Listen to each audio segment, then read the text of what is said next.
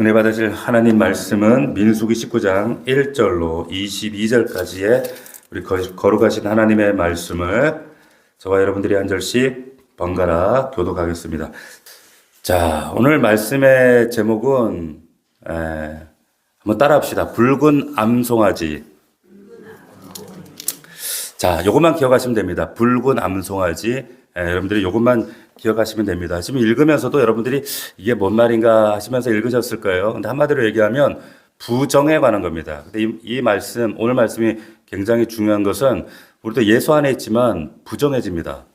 그러니까 오염되어지고 부정되고 우리가 부지간한 인식간에도 우리가 세상과 그리고 보는 것, 듣는 것, 말하는 것 속에서 우리가 부정해지거든요. 근데 그 부정해졌을 때 우리가 어떻게 하는가라고 하는 말씀이 아주 중요한 말씀이 나옵니다. 여러분들이 잘 유념해서 보시면 좋겠습니다. 이 민수기 19장은 아주 특별한 우리 읽은 것처럼 붉은 암송아지 규례입니다. 제가 기억하시라 그랬어요. 붉은 암송아지. 자, 2절을 보면 이렇게 나와 있죠. 여호와께서 명령하시는 법의 율례를 이제 이르노니 이렇게 하면서 온전하고 흠없고 아직 멍에 매지 아니한 뭘 끌고 오라고요? 붉은 암송아지를 끌고 오라. 그러면서 19장이 시작이 됩니다. 자, 그래서 19장 2절부터 10절까지는 무슨 내용인가 하면 부정을 씻는 물을 만드는 방법, 그 과정을 가르쳐 주시는 거예요. 다시 한번요. 부정을 씻는 물을 만드는 과정. 그리고 11절부터 19절까지는 구체적으로 부정한 어떤 사람을 예를 들어서 말씀하시면서 이 사람을 그러면 어떻게 정결할 것인가 라는 것을 얘기하시는 겁니다. 그러니까 하나님은 먼저 흠없고 온전하고 멍에 메어본, 그러니까 멍에를 메어보지 않았다는 것은 세속적으로 쓰여진 경험이 없는 소라는 거예요. 아주 어린 소겠죠. 이 붉은 암송아지를 진영 밖으로, 이것도 중요합니다. 진영 밖으로 끌고 가서 제사장 엘르아살 목전에서 죽여라 이렇게 말씀하시는 거예요. 그리고 피를 찍어서 7번을 회막 앞을 향하여 7번을 뿌리는 거예요. 이렇게 7번을 뿌립니다. 퍼포먼스 잘 기억하세요. 자, 뿌리고 그 암수를 불사릅니다.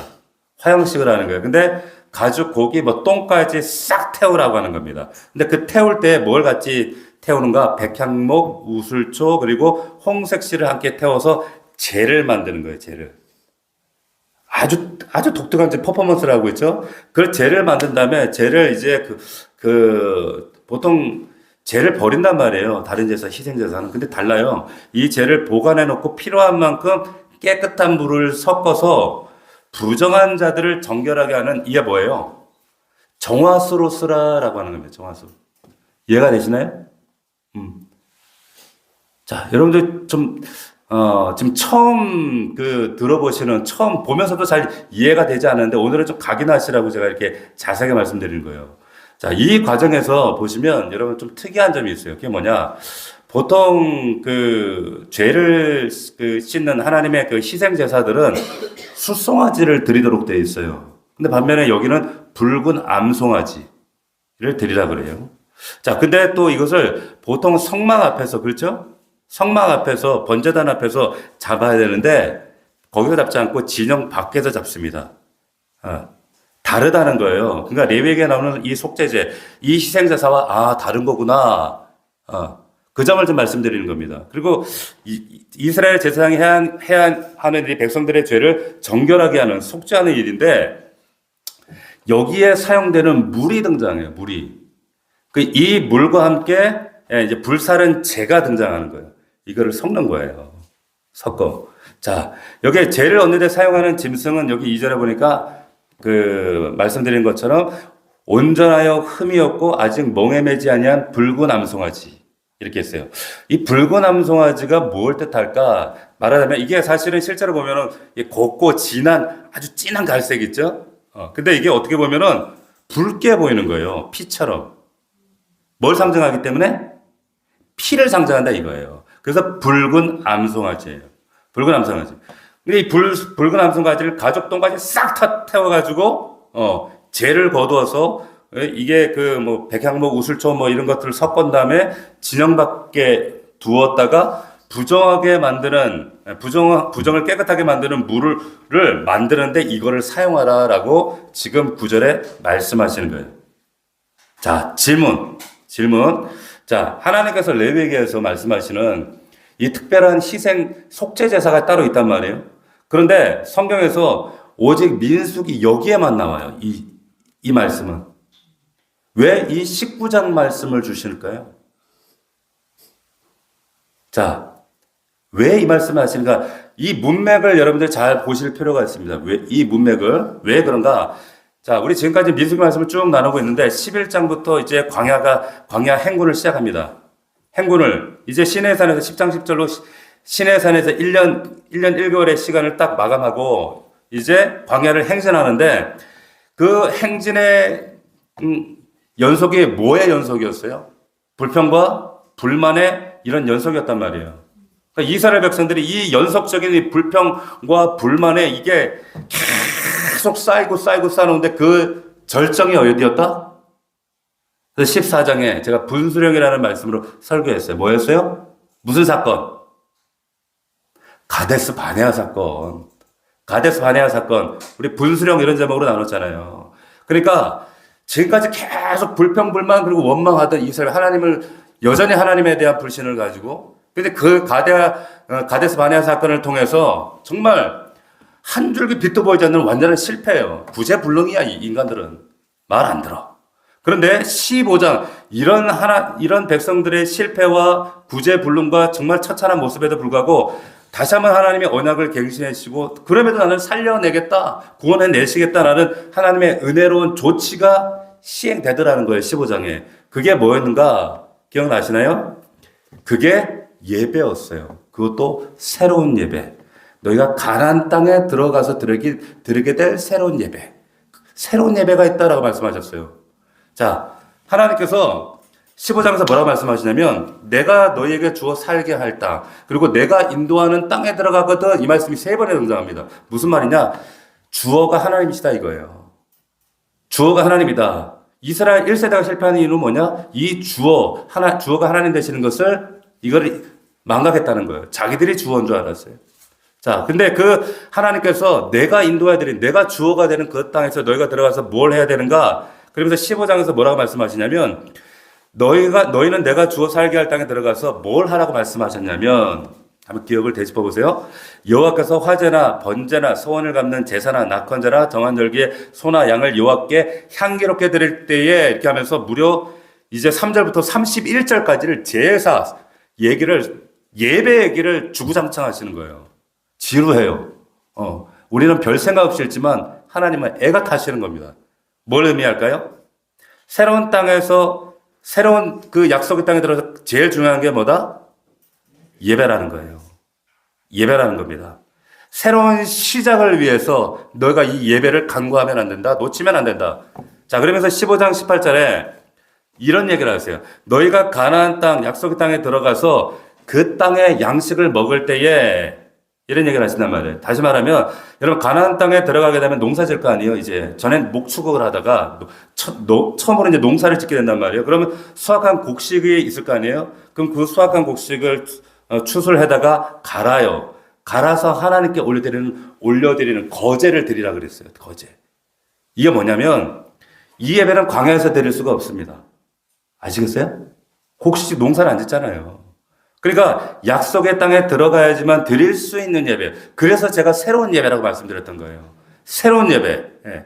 지금 또 돌아다니던 광야 삶에서는 너희가 드릴 수 없고 정착하면 앞으로 드릴 새로운 예배가 있다. 그 새롭게 드릴 예배에 이 예배에 대한 설명 거기로만 딱 끝나지 않고 뭐에 대해서 길게 설명을 하셨냐면 속죄에 대해서 얘기를 했어요. 땅에 들어가기 전이에요. 근데 이스라엘 백성들이 그런가 보다 하고 집에 가버렸어. 그래서 제가 그 얘기 했잖아요. 아니 이때 1세대들이란 말이에요. 그제서라도 하나님 앞에 회개했더라면 하나님이 용서하고 1세대도 가나안 땅에 들어가지 않았을까? 제가 이런 말씀한 거 기억나시나요? 근데 얘들은 뭐 다음 세대가 하신 말씀 나하고 상관없는 말씀이지 하고 그 얘기를 듣고도 집에 가버렸단 말이에요. 자, 그러면서 길게 속죄 제사 얘기를 했어요. 회중이 범죄했을 때, 너희 공동체가 범죄했을 때, 너희 가정이 범죄했을 때 니네가 용서받을 수 있는 길이 이거야. 가르쳐 줬어요. 근데 16장 가서 그럼에도 불구하고 어떤 일이 발생합니까? 전보다 더 큰 일이 발생해요. 그게 뭐였어요? 고라와 다단 사건, 반역 사건이 일어난단 말이에요. 징글징글하지 않아요, 얘네들? 근데 징글징글한 사건이, 얘네들 사건이 우리 사건이에요. 하나님의 말씀을 무시하는 거예요. 자, 그래서 11장부터 출애굽할 때 섞여 나왔던 무리들이 있다고 그랬죠. 이들 때문에 시작된 불평과 원망과 불신이 이제 고라 다단 사건을 통해서 지도자급에서 이런 불평, 원망 사건이 폭발하게 되는 거예요. 자, 그러니까 구약 역사에 가장 부정한 사건, 고라 이 반역 사건. 몇 명 죽었어요? 14,000명이나 죽어요. 그럼 생각해 보세요. 14,000명이 갑자기 죽었어요? 적은 숫자가 아니에요. 자, 그러니까 지금 진영 안에 이스라엘 백성들, 여러분 상상해 보십시오. 이스라엘 진영 안에 하루아침에 14,000명 시체가 넘쳐나는 거예요. 이거 뭘 의미하겠어요? 자, 레위기 정결법에 따르면 시체는 만지지도 말고 보지도 말고 그런 부정하기 때문에. 그런데 이건 어찌 할 수가 없잖아요. 시체가 널브러져 있으니까 14,000구가 시체로 넘쳐나니까 이 문제를 지금 어떻게 합니까? 이 진영을 정결하게 하려면 레위기 정결법에 따라 정결을 이렇게 하려면 속죄제를 드려야 돼요. 그런데 레위기에 규정해 주신 속죄 방법으로 이 많은 부정 시체들 한꺼번에 해결이 안 되는 거예요. 안 되는 겁니다. 몇 마리 짐승을 잡아야 되고 얼마만큼 물을 갖다 부어야 되고 이거 안 되는 겁니다. 그러니까 한마디로 지금 영적인 비상 상황인 거예요. 그래서 오늘 19장에 나오는 겁니다. 19장에 그래서 하나님께서 이 특별 비상 조치에 대해서 하나님께서 해결책을 주시는데 그게 뭐다? 붉은 암송아지라는 거예요. 붉은 암송아지. 잘 기억하셔야 돼요. 붉은 암송아지를 위한 이것도 속죄제라는데 특별한 속죄제다라고 하는 것을 말씀하시는 겁니다. 뭘 의미하는 거예요? 가장 강력한 반역, 불충으로 인해서 부정해진 너희 공동체, 너희 가정, 이 진영의 부정을 정결하게 하는 동시에 이들의 강력한 이런 부정함에도 불구하고 다시 믿음의 여정을 새롭게 가능하게 하시는 아주 강력한 하나님의 새로운 언약 갱신이다. 이렇게 하십니다. 붉은 암송아지를 딱 등장시키는 거예요. 할렐루야? 이해가 되시나요? 그러니까 이게 읽었고 이게 뭔 소린가 그냥 모르니까 넘어가자 할 내용이 아니에요. 왜 그런가 보세요. 이스라엘 진영의 일반 그냥 속죄제로는 도저히 해결이 안 돼. 너무나 많은 시체들이 널브러져 있고 부정으로 다 전염됐어. 이 부정은 상징적인 게 아니라 실제로 이 부정이라는 것은 굉장히 심각한 죄의 영향력이 다 미치는 겁니다. 이게 현상적으로도 막 벽에 생기기도 하고 이게 나병으로 나타나기도 하고 굉장히 심각했어요. 이게 죄의 영향력이란 말이에요. 그런데 그 큰 부정을 보세요. 누구에게 이걸 맡겼는가? 모세도 아니고 아론도 아니고 아론의 아들 엘르아살이라는 제사장을 에게 맡겨서 이걸 주도하게 하시는 겁니다. 그게 3절이죠. 3절에 보면 너는 그것을 제사장 엘르아살에게 줄 것이요 그는 그것을 진영방으로 끌어내요. 이 붉은 암송아지를 끌어다가 목전에서 잡으라는 거예요. 진영 밖에서. 자, 진영 밖으로 끌고 가서 죽여라. 이쯤 얘기하면 뭔가 여러분들이 어떠한 예표와 어떤 모습을 딱 머릿속에 그려줘야 돼요. 뭔지 아시겠어요? 미래에 장차 오실 우리의 영원한 대제사장 예수 그리스도를 통해 이분이 먼 훗날 우리에게 아주 특별한 붉은 암송아지가 되실 것을 지금 예표하시는 거예요. 자, 이 하나님은 이 엄청난 제물들을 수도 없이 죽여서 흘리는 피보다 이 붉은 암송아지 한 마리 흘리는 피와 그 제단 앞에 이제 불태워져서 남긴 그걸 통해서 그걸 효력을 발휘해서 온 진영에 지금 퍼져 있는 부정들을 깨끗하게 하시는 해결책, 새로운 방도를 만들어 내시겠다 이렇게 말씀하시는 겁니다. 우리에게 예표하시고 이걸 예언하시는 거예요. 자, 그리고 이 붉은 암송아지가 진영 밖에서 이제 피를 흘리고 죽고 불태워진 남긴 죄는 이때만 쓰는 게 아니에요. 한 번만 쓰는 것이 아니라 성경에 보니 뭐라고 했어요? 잘 보관해서 언제든지 이스라엘 자손 중에 회종 중에 가정 중에 개인이 부정하게 될 때 그래서 그 죄가 그들을 장악해 갈 때 어떻게 해요? 속죄의 용도로 사용해라. 그게 9절 말씀입니다. 다시 한번 볼게요. 9절 이에 정결한 자가 암송아지를 거두어 지정밖에 정한 곳에 둘지니 이것은 이스라엘 자손 회중을 위한 간직하였다가 부정한 씻는 물을 위해 간직할지니 물을 섞어요. 그래서 뿌리는 겁니다. 할렐루야. 자, 하나님은 이렇게 하나님의 말씀, 이 법을 통해서 이 은혜의 규례를 통해서 살아날 수 있는 방법을 주셨음에도 불구하고 거부하는 사람들이 있어. 아이고, 어차피 이런 몰골, 이런 죄인, 저들 말해봐야 듣겠어? 그러면 어떻게 돼요? 말씀 20절에 보니까 이렇게 되어 있어요. 암송아지 죄를 거둔 자도 자기 옷을 빨 것이고 저녁까지 보내. 이는 이스라엘 자손과 그 중에 거리하는 외행에도 영원한 율례다. 근데 부정한데 이게 부정한 상태로 그냥 있으면 어떻게 되는가? 13절에 보면 그가 이스라엘에서 끊어질 것은 부절하게 하는 물을 그에게 뿌리지 아니하므로 깨끗하게 되지 못하고 그 부정함이 그대로 있음이라. 끊어진다는 거예요. 끊어집니다. 그러니까 여러분, 죄는 여러분들이 생각하는 것보다 여러분 영육간에 굉장히 사실은 다 이게 심각해요. 그러니까 주일마다 빠지지 않고 우리가 회개기도 하고, 제가 어떻든 예배 전에 정결하고 준비된 모습으로 하나님 앞에 서기를 원하는 것도 간절한 그렇게 부르짖는 이유도 이 말씀에 근거하기 때문에 그렇습니다. 그래서 보세요. 하나님의 백성들이 구원 이 속죄 이후에도 우리도 마찬가지지만 끊임없이 우리 일상에서 죄에 앉아요. 짓잖아요. 부정과 죄로. 그리고 내가 부정한 자리에 가든지 부정한 사람 만나든지 죄는요 전염성이 있습니다. 전염성이 있어요. 그래서 어떨 때는 우리가 민수기 16장에 하는 고라 다단 같은 그런 하나님의 마땅히 죽어 마땅한 그런 큰 범죄를 우리가 오염될 때도 있지만, 하나님은 크든 작든 어떤 죄든 오염된 것이든 간에 우리들을 사랑하시기 때문에 우리를 보호하기를 원하시는 거예요. 정결하게. 왜냐하면 이 정결이 깨어져서 정결이 부정이 되면 딱 막혀버립니다. 하나님과 소통과 그리고 하나님과 기도도 예배도 그리고 하나님 은혜도 모든 게 딱 단절이 돼버려요. 이건 뭐 흡사 이방인들과 똑같은 처지가 되는 겁니다. 하나님 이걸 방지하고 싶으신 거예요.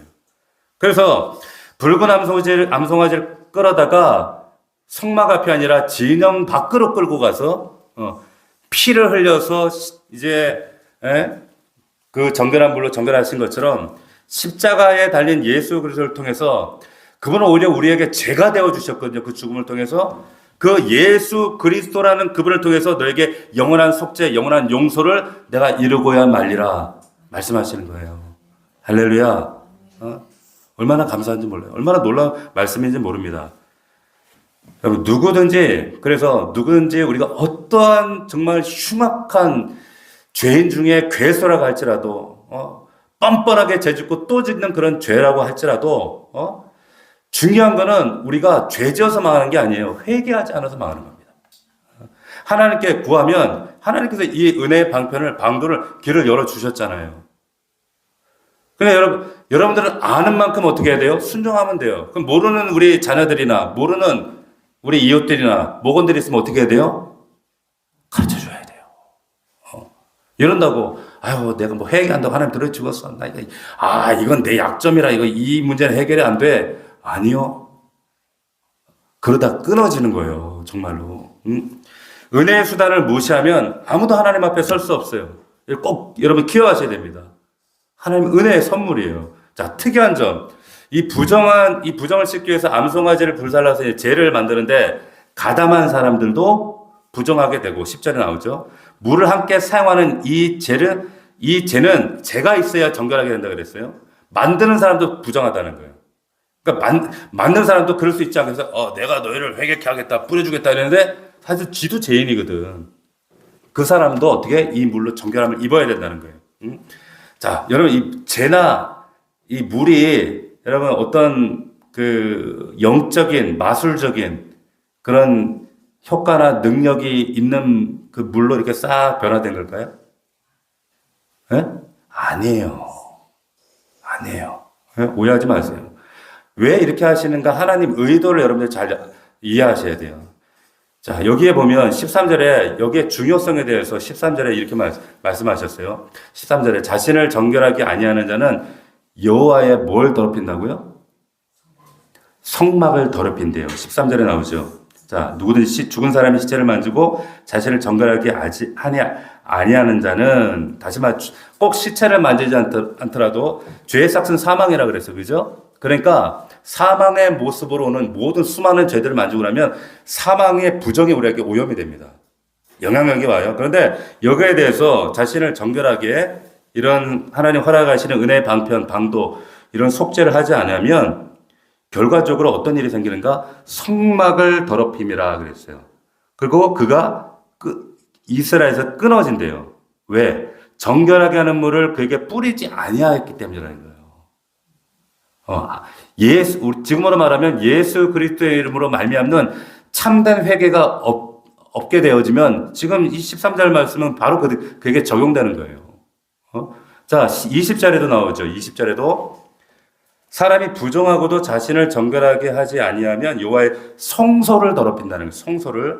그러므로 회중 가운데 끊어질 것이라 그는 정결하게 하는 물로 뿌리를 받지 않을진 부정하다.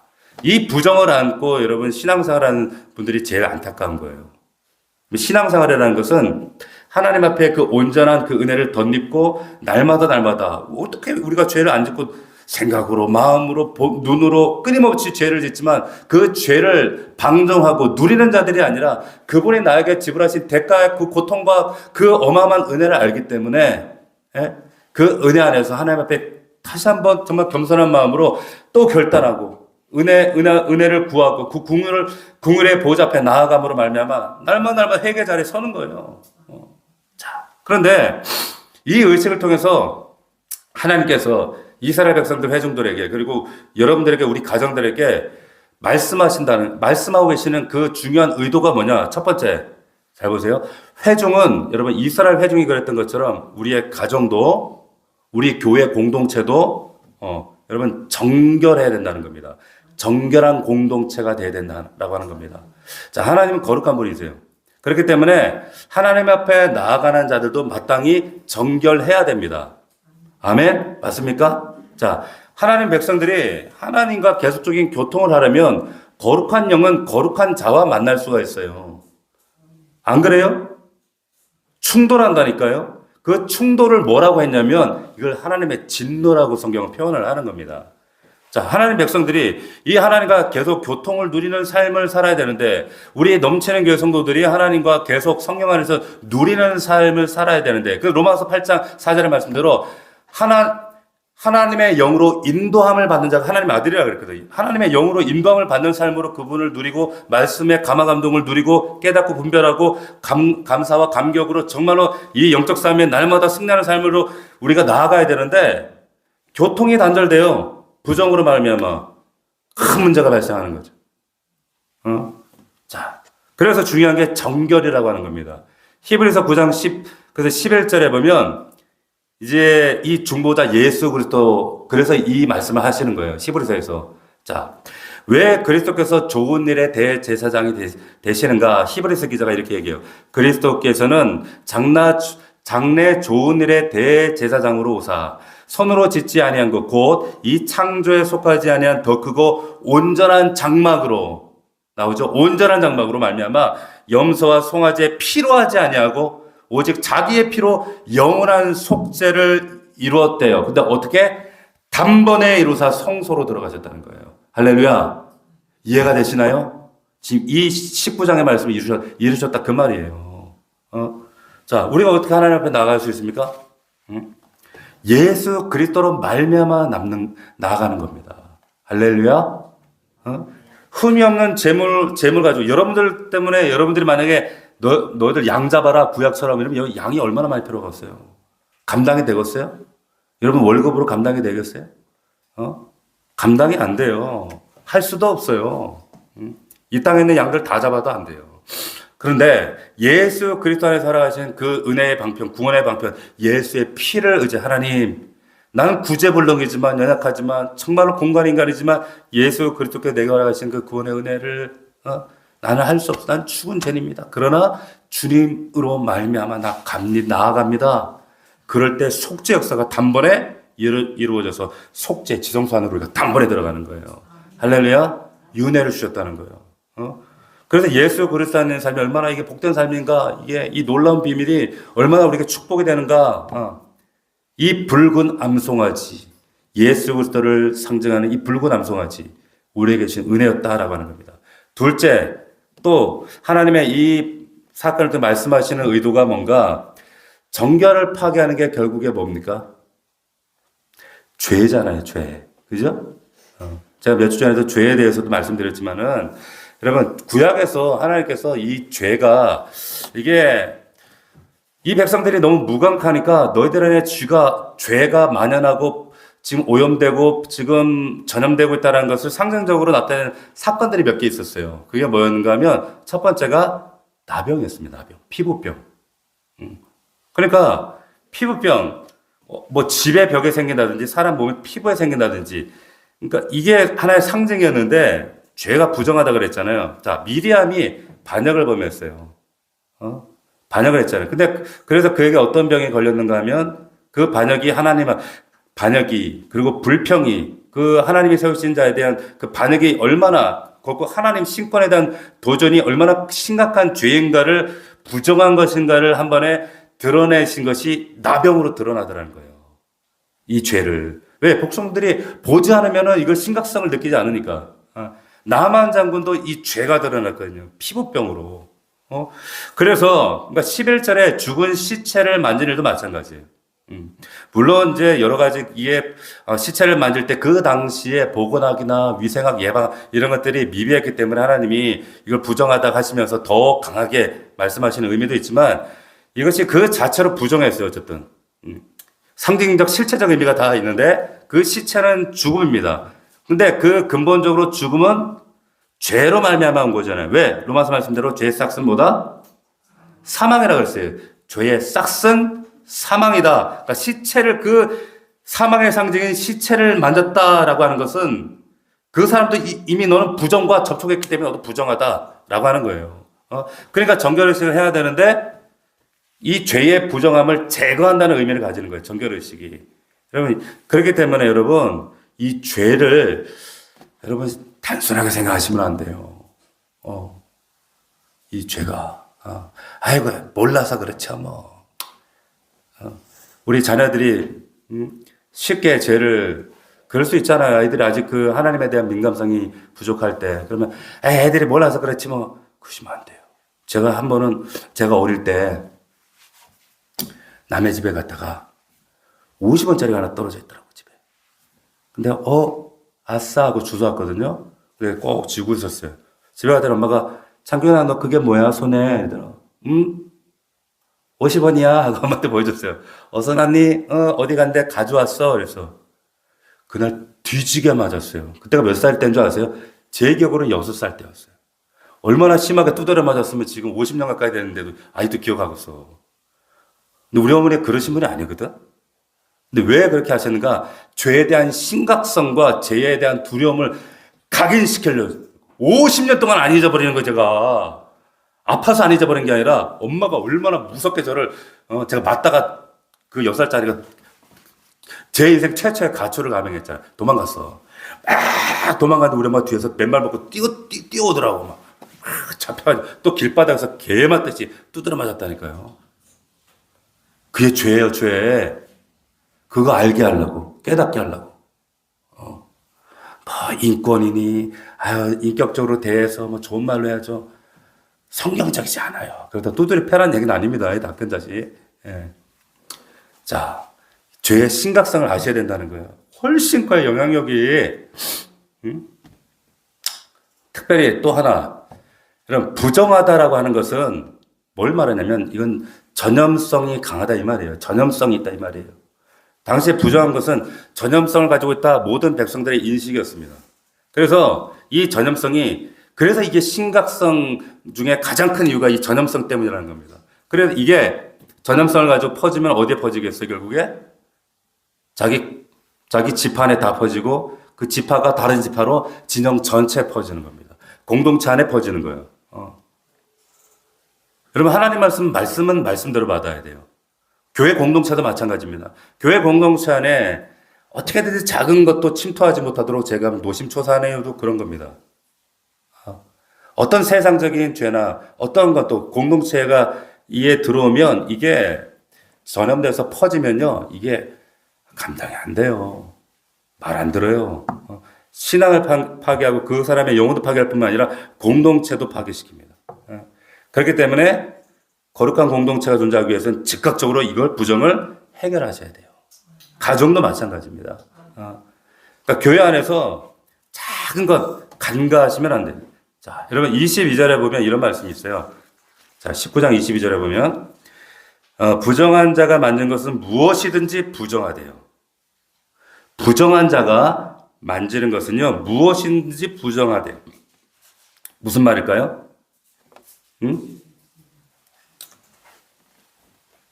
그럼 부정한 자가 그럼 하는 모든 일은 그 하나님이 안 받겠다는 거예요. 안 하셔요. 개입 안 하셔요. 그 회개가 얼마나 중요하겠어요. 부정한 자는 무엇을 해도 부정한 것에 지나지가 않다 그 얘기입니다. 이게 타락한 인간에 대한 선언이에요. 보통 이제 사람들은 뭐 부정한 어떤 행동이나 액션을 해야 부정하다고 생각하는 경향이 있어요. 그러니까 난 부정한 짓 한 적도 없고 어제 뭐 착한 일만 하고 있는데 내가 어떻게 부정하냐 이렇게 사람들이 막 반발한단 말이죠. 그러니까 하나님을 모르는 사람, 세상 사람들 사고방식이에요. 때문에 우리는 죄인입니다 라는 말을 그래서 나는 그 말을 인정하지 못하겠다라고 하거든요. 왜냐하면 아무리 생각해봐도 자기는 나쁜 짓 한 적이 없거든. 나쁜 행동을 한 적이 없거든. 그럼 왜 내가 죄인이냐 이거예요. 세상 사람들의 특히 이제 사회적으로 좀 뭐 도덕적으로 산다고 하시 점잖으신 분들이 근데 보세요. 세상 사람들의 그 오류는 뭐냐면 모든 판단의 기준을 행동에 둔다는 거예요. 행동에. 그러니까 착한 일 하면 그 사람이 착한 사람이고 나쁜 일 하면 그 사람이 나쁜 사람이고 설사 내가 나쁜 일, 뭐, 남들같이 착한 일을 하지 않았더라도, 생각해보세요. 착한 사람이라는 말은 내가 듣지는 못해도, 최소한 나는 남한테 해를 끼치지 않았는데, 난 손가락질 받을지를 안 했는데, 나는 그래도 세상 사람들이 말할 때 나는, 진짜 법 없이도 살 사람이라고 했는데, 내가 왜 죄인이냐 이거예요. 맞잖아요. 그럴듯 하잖아요. 근데 보세요. 근데 성경이 인간에 대해서 생각하는 것은 전혀 달라요. 착한 일, 나쁜 일 관계없이 모든 인간은 뭐라고요? 죄인이에요. 더러워요. 모두가 죄인이고 부정하다니까? 착각하는 거예요. 그러니까 이러는 거예요. 저 사람 죄 없이도 살겠네? 예? 저런 사람이 천국 안 가면 누가 천국 가?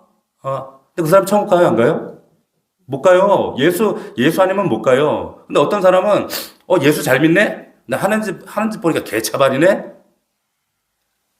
자, 그러니까 이 사람 천국 가요? 안 가요? 가봐야 알아요. 가봐야 알아요. 정말 예수 믿는 사람이면 내 삶이 좀 개차반이었을지라도 하나님 그걸 구원해 내시고야 말겠지만 그런데 정말 예수 믿는 사람이라면요. 개차반으로 감히 사랑할 수 없어요. 없습니다. 제가 어떤 영화에서였죠. 그게 무슨 영화였죠?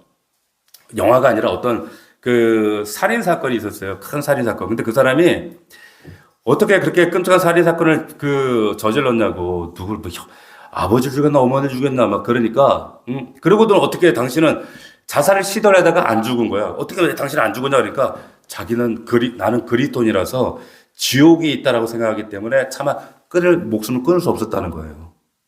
근데 사람을 죽여? 이 사람 구원 받았을까? 문제는 뭘까요? 하나님의 말씀 복음을 완전히 왜곡한 거예요. 그럼 사람 죽여도 천국 가겠네? 아니거든요. 철저하게 하나님 말씀을 왜곡하고 하나님 말씀을 아주 크게 착각하고 있다라고 하는 겁니다. 여러분 착하게 한다고 마더 테레사가 천국 가지 않아요. 가봐야 알아요. 몰라요. 제가 알던 분 중에 참 좋은 일을 많이 하시던 분이 있어요. 내가 이분을 좀 전도해 보려고 그러는데 말을 안 듣더라고. 이번에 굉장히 자기가 가진 어떤 능력과 그리고 재력과 가진 것들을 굉장히 이웃들에게 베풀면서 사시던 그런 분인데 이제 아내가 이분을 하려고. 근데 이분이 안 믿어. 근데 이분이 어느 날 이제 갑자기 병에 걸렸어요. 좀 몹쓸 병에. 그래가지고 이제 신방을 갔습니다. 신방 갔더니 이분이 이제 푸념처럼 이제 저한테 이제 그런 얘기를 하는 거예요. 가족들이 있는 자리에서. 뭐라고 하냐면, 가난한 자들이 저렇게 많은데, 예? 내가 하나님을 대신해서 저들을 돕기 위해서 더 많이 도와주고, 내가 이렇게 착하게 살아왔는데 하나님이 왜 나 병들게 했냐는 거예요. 믿지도 않았으면서 지금까지. 예? 그러니까 내가 그들을 더 도와주려면 내가 건강해야 되지 않겠냐고. 그렇게 기도를 해달라 그러는 거예요. 자, 이렇게 이분의 어떤 바람이나 기도가 맞을까요? 틀릴까요? 이분은 뭘 착각하고 있는 거예요? 예? 세상적 시각에서 보면요, 이분처럼 인격적으로나 삶으로나 도덕적으로나 혹은 베풀고 구제하는 면이나 이런 면에서는 이분처럼 훌륭하신 분이 없어요. 자기를 위해서가 아니라 남 돕기 위해서 하나님 나 건강 달라고 하는데 이거 뭐 나쁜 거예요? 그게? 나쁜 거 아니잖아요. 그죠? 근데 하나님 보시는 관점은 다르다는 거예요. 이게 왜 잘못된 건가? 이번은 자기가 몹쓸병에 걸린 거에 대해서 용납이 안 되는 거야. 용납이. 왜냐면 자기는 지가 좋은 일하고 착한 일하고 베풀고 했는데, 그래, 건강해야 된다는 거지, 더. 내가 병들면 그만큼 다른 사람 못 도와주니까, 그러면 하나님 손해지 않겠느냐. 가난한 사람들에게, 그들에게 더 어려움이 가지 않겠느냐. 그러니까 하나님이 마땅히 내가 가난한 사람들 더 돕도록 지금까지 해왔던 것처럼 더 많은 사람들, 성교 구제하도록 날 살려주는 게, 고치는 게 맞지 않느냐. 착각이라는 거예요. 착각이라는 거죠. 이분은 뭘 착각했는가? 이 모든 것을 그 사람을 통해서 하나님 하셨다는 걸 모르는 거예요. 지금까지 내가 해왔다라고 생각하는 겁니다. 그리고 앞으로 내가 한다라고 생각하는 거예요. 자신이 병들었다는 것을 그러니까 참지 못하는 거예요. 여러분, 가난한 자를 돕고 싶어하는 선한 욕심, 세상적으로 볼 때 긍정적으로 볼 수 있을지 모르지만 하나님이 자신에게 병 주신 일이 용납이 안 돼요. 그래서 하나님은요, 관심 없어요. 이분이 어떠한 자기의 명분을 내세운다도 하나님 그거 네가 착한 일을 많이 하든 적게 하든 그거 하나님 관심사일까요? 하나님 관심사는 네가 예수 그리스도로 말미암는 동기였느냐 그거예요. 우리가 예수 그리스도로 말미암는 구제라면 그건 박애주의고요. 세상 사람들이 좋아하는 똑같이 하는 그건 박애주의하고 똑같아요. 교회는 착각하지 마십시오. 우리가 베푸는 이 모든 사랑은 박애주의가 절대 아니에요. 예수 그리스도로 말미암는 사랑입니다. 주님 때문에 하는 거예요. 사도 바울도 보세요. 사도 바울이 복음 전파하는데 가장 지장됐다는 게 이 안질인지 간질인지 정확하게 뭐 분분하지만은 어쨌든 자기의 육체에 가시가 있다. 이거 정말 사단의 이 사자가 있다 이렇게 말했잖아요. 고린도후서에도. 그런데 바울이 이거 떠나게 해달라고 3번씩이나 하나님 앞에 간구했어요. 그런데 주님의 응답은 뭐였습니까? 내 은혜가 내게 족하다. 그냥 거기서 그렇게 살고 내 능력은 너의 약한 데서 온전해질 거야. 이렇게 하시는 거예요. 역설이에요. 세상 사람들 이번에 이 말씀을 알았더라면 꼬꾸라졌을 텐데 이거 알려줘도 모르겠지만 자 인간적으로 생각하면 사도 바울한테 병 고쳐주면 더 능력 있게 건강하게 더 힘 있게 복음 전하고 좋지 않겠어요? 왜 안 고쳐줘요 하나님? 하나님 나한테 좀 경제적인 능력 주고 돈 주고 좀 그러면 내가 하나님 앞에 더 성교도 하고 구제도 하고 하나님 앞에 충성하고 더 하지 않겠어요? 왜 안 해줘 하나님? 그거 참 야박하시네. 참 답답하네 이 양반. 이러고 신앙생활 한단 말이죠 우리가. 이걸 당연하다고 생각한단 말이에요. 그러나 하나님의 복음은 예수 그리스도의 복음은 인간의 능력의 약함과 강함에 상관없이 우리의 조건과 상황에 상관없이 주님이 하시는 일입니다. 아멘. 주님이 하시는 거예요. 우리 없어도 박 목사가 없어도 여러분 없어도 하나님은 이 세상 모든 일을 완벽하게 해내실 수 있어요. 근데 마치 내가 아니면 안 되는 것처럼 착각하는 거. 바울이 이걸 몰랐을 때는 맨날 가시고 떠나게 해달라고 기도했단 말이에요. 깨닫는 순간 이게 있어야 더 복음이 복음되게 되는구나. 이 응답을 통해서 사도 바울이 자신의 약함을 하나님이 이걸 통해서 나를 낮추시고 하나님을 더 능력을 의지하게 하는 종으로 세워나가시겠구나 하면서 안고 살아가는 거예요. 할렐루야. 얼마나 놀라운 큰 은혜입니까? 또 하나 마지막으로 여러분 13절에 보면 이 말씀을 통해 우리가 또 붙들어야 될 주님의 의도가 뭔가 뜻이 뭔가 성막을 더럽히지 말라. 여호와의 성막을 20절에도 여호와의 성소를 더럽히지 말라. 죄, 부정, 오염 이거는 성소를 더럽힌답니다. 성막을. 그러니까 하나님과 그의 백성이 만나는 자리를 성소라 그랬어요. 근데 그것을 더럽히는 것을 하나님은 용납하지 않으세요. 우리 시대, 우리 교회도 마찬가지입니다. 강조하지만 우리는 뭐예요? 성전이죠. 고린도서 3장 16절에 하나님의 성전을 더럽히면 하나님이 그 사람을 멸하신다라고 사도 바울을 통해서 말씀하셨어요.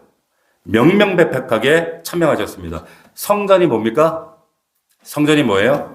내가 곧 성전이고 확장된 성전, 우리 공동체가 성전입니다. 이건 성전 아니에요. 그냥 예배 처소예요. 성전 건축 그렇게 하지 않아요. 성전 건축은 나를 건축하는 거예요. 우리 공동체를 건축해 가는 거예요. 목장에 우리 목원들을 건축해 가는 거예요. 이게 성전 건축이에요. 자, 그런데 더럽혀지면 하나님이 기뻐하지 않으신다는 거예요. 그렇기 때문에 교회 공동체는 하나님이 예수 그리스도의 몸이요 하나님이 거하시는 전이기 때문에 늘 거룩해야 맞습니다. 옳아요. 이게 성경이 우리에게 가르치는 바입니다. 그래서 예수 그리스도를 모이는 우리 넘치는 공동체 너무 귀하죠. 너무 소중하죠. 너무 놀라운 거예요. 교회 공동체를 통해서 하나님은 축복하시고 공동체를 통해서 하나님 나라의 비전을 각 개인에게 교회를 통한 비전을 주시고 각 개인에게 말씀하시는 또 비전이 따로 있어요. 특별한 부르심을. 그래서 그 비전을 읽어 나가게 하시고 선명하게 마치 모자이크 하나씩 맞추듯이 하나님이 깨달아 알아가게 하십니다. 이게 교회 공동체의 축복이에요. 제가 그런 말씀드리죠. 교회에서 돈 거래하지 마세요. 그러잖아요. 그죠? 절대 그냥 돈 거래하지 말고 줘. 남으면 줘. 그거 뭐 이자 해서 받고 그런 거 하지 마세요. 어느 교회는 맨날 그래가지고 싸워. 그냥 주는 거예요. 그리고 우리 공동체 안에 의도하든 의도치 않든 목원들에게 우리 성도들에게 말로나 행동으로 상처 주지 마세요. 상처 주면 안 돼. 네. 이거를 정말 작은 거라도 걸리는 게 있으면 먼저 가서 그냥 용서를 구하고 분명히 성경에 홀이라도 갚기 전에는 땅에서 이 묶인 건 하늘에서 풀려야 땅도 풀린다라고 말씀하셨거든요. 갚아야 이게 이 땅의 것은 반드시 갚아져야 하나님 앞에서 모든 것이 깨끗한 정결한 상태로 거룩하신 그분과 만날 수 있어요. 할렐루야. 꼭 기억하십시오. 성소를 더럽히면 안 된다. 내가 성소요. 우리 공동체 우리 목원들 한 사람 한 사람이 거룩한 하나님의 전이다라는 사실. 자, 말씀 정리하겠습니다. 자, 붉은 암송아지 기억하십시오. 붉은 암송아지. 예수 그리스도. 특별한 지금 속죄제를 지금 비상 상황에 이스라엘 백성들에게 소개하시는 겁니다. 이 비상 상황에 저들을 하나님 정결하게 하실 뿐만 아니라 언제든지 일상에서 우리가 부정해질 때마다 그 죄와 정옷으로 우리를 깨끗하게 하셔요. 그래서 하나님 앞에 나아가게 하신다는 거예요. 마찬가지 예수 그리스도로 말미암아 우리는 언제든지 우리가 민감하게 하나님 죄를 분별하고 깨닫게 하시면 언제든지 예수 그리스도의 이름으로 정말 하나님 앞에 내 가슴을 탄식하는 마음으로 타는 마음으로 내 삶을 전향하고 바꾸어서 회개에 올려드리면 하나님 앞에 나갈 길이 살 길이 열립니다. 할렐루야. 그 길을 지금 말씀하시는 거예요. 하나님은 정결한 공동체다라고 말씀하십니다. 두 번째, 정결을 파괴하는 게 뭐예요? 죄악이라고 했어요. 죄를 사소한 죄도 간과했으면 안 돼요. 세 번째, 여러분 13, 20절에 성막을 더럽히지 말라. 나 자신과 우리 교회 공동체 성막을 항상 거룩하게 사수하고 지켜나가는 저와 여러분 되기를 주의 이름으로 축원합니다. 축복합니다. 자, 오늘 말씀 붙들고 각자에게 주시는 주의 음성 적용을 하나님 앞에 간절한 목소리로 올려드리고 나라와 민족 이제 열흘 남았죠? 대선을 앞두고 하나님의 권세자들 위정자를 주의 뜻 가운데 세워주시길 원합니다. 우리 넘치는 그 예배 초소를 주님 책임져 주시옵소서. 도와주시옵소서. 필요한 재정과 여건사항 주님 허락하시고 하나님의 일꾼들 사람들을 채우시고 우리 교회 빈자리 채워주옵소서. 우리 각자 하나님 허락하시는 기도의 제목은 하나님의 약속이요 응답이요 축복인 줄 믿습니다. 다음 세대 우리 자녀들 하나님 책임져 주시옵소서. 만남의 복을 주시옵소서. 우리 간절한 마음으로 주여 세 번 부르고 동성으로 기도합니다.